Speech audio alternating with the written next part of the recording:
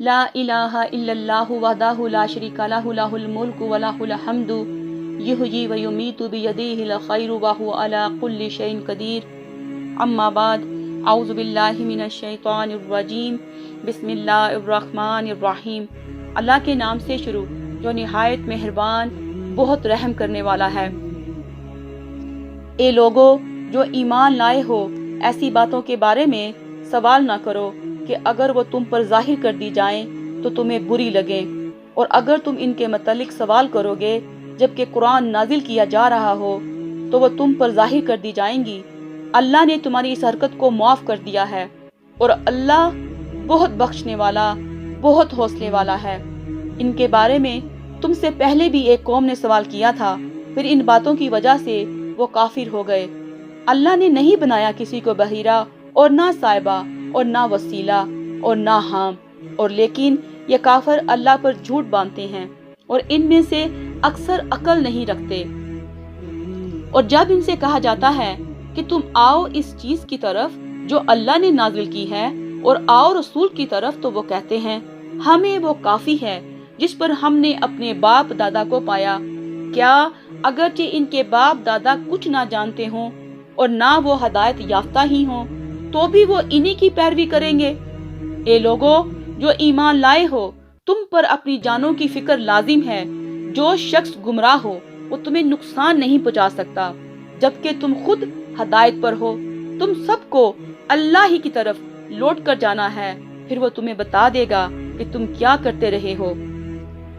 اے لوگو جو ایمان لائے ہو، جب تم میں سے کسی کو موت آنے لگے تو تمہارے درمیان گواہی ہونی چاہیے، اور وصیت کے وقت اپنے مسلمانوں میں سے 2 انصاف والے گواہ ہوں۔ یا اگر تم زمین میں سفر پر نکلے ہو اور راستے میں موت کی مصیبت پیش آ جائے تو غیر قوم کے 2 گواہ بھی کافی ہوں گے۔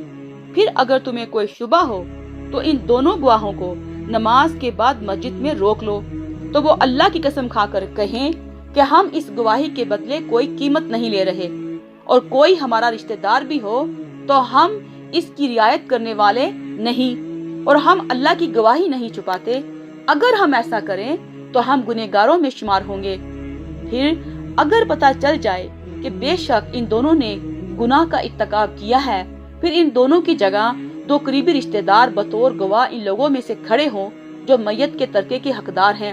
تو وہ دونوں اللہ کی قسم کھائیں کہ ہماری گواہی ان پہلے دونوں کی گواہی سے زیادہ سچی ہے اور ہم نے کوئی زیادتی نہیں کی۔ اگر ہم ایسا کریں تو ظالموں میں سے ہوں گے۔ یہ اسلوب قریب تر ہے کہ وہ ٹھیک ٹھیک گواہی دیں گے، یا کم از کم اس بات ہی کا خوف کریں گے کہ کہیں ان ورثہ کی قسموں کے بعد ان کی قسمیں رد نہ کر دی جائیں۔ اور تم اللہ سے ڈرو اور سنو، اور اللہ نافرمانی کرنے والوں کو ہدایت نہیں دیتا۔ اس دن کو یاد کرو جب اللہ رسولوں کو جمع کرے گا، پھر ان سے کہے گا کہ تمہیں کیا جواب دیا گیا تھا، تو وہ کہیں گے ہمیں کوئی علم نہیں، بے شک تو ہی غیب کی باتوں کو جاننے والا ہے۔ جب اللہ کہے گا اے عیسیٰ ابن مریم، تو خود پر اور اپنی ماں پر میری نعمت یاد کر جب میں نے تجھے روح القدس جبرائیل کے ساتھ قوت دی، تو ماں کی گود میں اور پختہ عمر میں لوگوں سے کلام کرتا تھا، اور جب میں نے تجھے کتاب و حکمت اور تورات اور انجیل کی تعلیم دی، اور جب تو میرے حکم سے مٹی سے پرندے کی سی صورت بناتا تھا، پھر تو اس میں پھونک مارتا تھا تو وہ میرے حکم سے پرندہ بن جاتا تھا، اور تو پیدائشی اندھے کو اور پھل پھڑی والے کو میرے حکم سے تندرست کرتا تھا، اور جب تو مردوں کو میرے حکم سے زندہ نکالتا تھا، اور جب میں نے تجھے بنی اسرائیل سے بچایا جب تو ان کے پاس واضح نشانیوں کے ساتھ آیا تھا، تب ان لوگوں میں سے جنہوں نے کفر کیا انہوں نے کہا تھا یہ تو کھلے جادو کے سوا کچھ نہیں۔ سبحانک اللہم و بحمدک، اشہد ان لا الہ الا انت، استغفرک و اتوب الیک، وصلی اللہ علی نبیہ محمد وآلہ وصحابہ وطباء واخوانہ اجمعین، والسلام علیکم ورحمۃ اللہ وبرکاتہ۔